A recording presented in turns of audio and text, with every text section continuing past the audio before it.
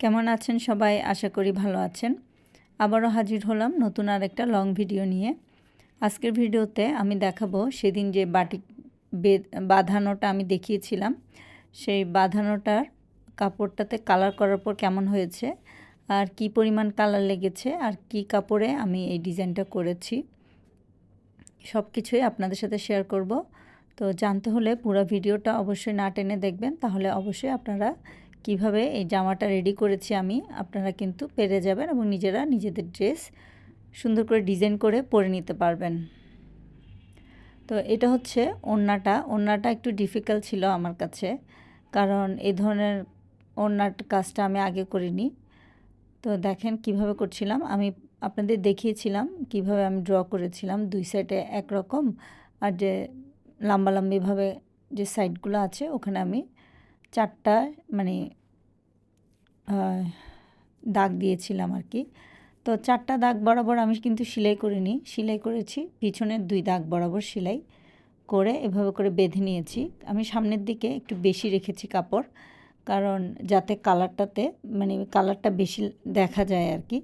যে কালারটা আমি দিব সেই কালারটা যাতে বেশি দেখা যায়, সেজন্য আমি সামনের 2 দাগ বাদ দিয়ে আমি 2 দাগে করেছি, পিছনের 2 দাগে। তো বাঁধানোর পরে দেখেন আমি এটাকে ভালো করে ধুয়ে নিয়েছি। অবশ্যই কাপড়টাকে ধুতে হবে, না হলে কিন্তু কালার ঠিক মতো লাগবে না। কালারটা ভিজা অবস্থায় করতে হয়। আর এটা হচ্ছে ভ্যাট কালার বলে। বাটিকের কালারটা দোকানে গিয়ে আপনি যদি বলেন যে আমার ভ্যাট কালার লাগবে, তাহলে কিন্তু দিয়ে দিবে। আর এই ভ্যাট কালার আমি এখানে 2 তোলা ইউজ করেছি। একটা কালার শুধু জামা ওড়না এই 2টা কালার ইউজ করার জন্য আমি 2 তোলা ইউজ করেছি রেড কালার।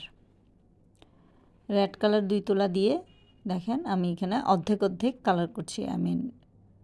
দেখেন এখানে হাতার অংশে অর্ধেক, ওড়নার অংশে অর্ধেক। ওড়নার যে ভিতরের অংশটা সেটা আমি রেড কালার করেছি, সেজন্য এটা রেড কালারে চুবাচ্ছি। তো এরকম পুরনো পাতিল দিয়ে আমরা এটা করব। অবশ্যই আমাদের ইউজ করা পাতিল দিয়ে করব না। যে এটা হচ্ছে আমার একটা পুরনো পাতিল, যেটা আমি ইউজ করি না।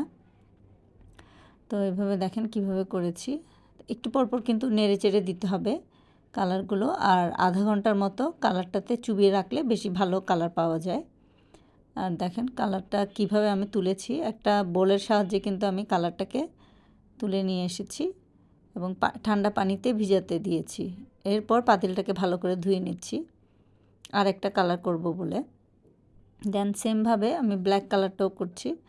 পানি দেখেন আমি কিন্তু বেশি পানি দিইনি, আবার বেশি পানি দিলেও কিন্তু হবে না। যতটুকু দরকার অতটুকুই। কালার কিন্তু উপরের দিকে উঠে আসে, সেজন্য চুলাটাকে একটু ছোট করে দিতে হবে।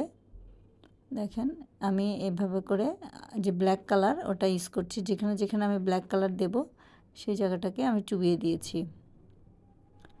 আপনারা কিন্তু চাইলে এখানে একটু পলিথিন দিয়ে বেঁধেও করতে পারেন, পলিথিন বেঁধে দিলে যেগুলোতে কালার লেগেছে তাহলে আর অন্য কালারগুলা ওটাতে পড়ার সম্ভাবনা থাকে না। দেখেন আমি আস্তে আস্তে করে কিন্তু কালারটা তুলে নিচ্ছি সেখান থেকে, যে বোলের সাহায্যে তুলে নিচ্ছি, নাহলে কিন্তু ড্রেসে পরে ড্রেস নষ্ট হয়ে যায়। আর এইগুলো করার সময় অবশ্যই আপনাদের গাউন পরতে হবে, যে রান্নাবান্না করার সময় যে এগুলো ইউজ করে সেগুলো আর কি, তাহলে আপনার কাপড়টা আর নষ্ট হবে না। আর হাতে অবশ্যই গ্লাভস ইউজ করবেন। যেহেতু আমি করতে করতে অভ্যাস হয়ে গেছে সেজন্য আমার লাগে না, বাট আপনারা যখন নতুন করবেন অবশ্যই গ্লাভস ইউজ করবেন।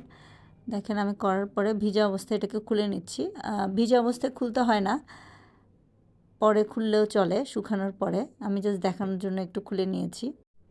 জামাটা কালার হওয়ার পর কেমন হয়েছে দেখেন। এটা হচ্ছে হাতার পোর্শনটা রেড অ্যান্ড ব্ল্যাক দিয়ে করেছি, আর এটা হচ্ছে ওড়নার চারপাশে ব্ল্যাক, মিডল অংশে রেড। দেখেন কালারটা কেমন হয়েছে। তো এটা একজনের অর্ডারই ছিল, সেই জন্যই করেছি। দেখেন এটা হচ্ছে আরেকটা, এটা হচ্ছে সামনের পার্ট, না সরি আরেকটা হাত, আর এটা হচ্ছে সামনের পার্ট আর পিছনের পার্ট একই রকম। তো আমার এই ডিজাইনটা আপনাদের কাছে কেমন লেগেছে, যদি ভালো লাগে অবশ্যই লাইক কমেন্ট এবং শেয়ার করে দেবেন, অন্যদেরকেও দেখার সুযোগ করে দেবেন। আর ভালো থাকবেন সবাই।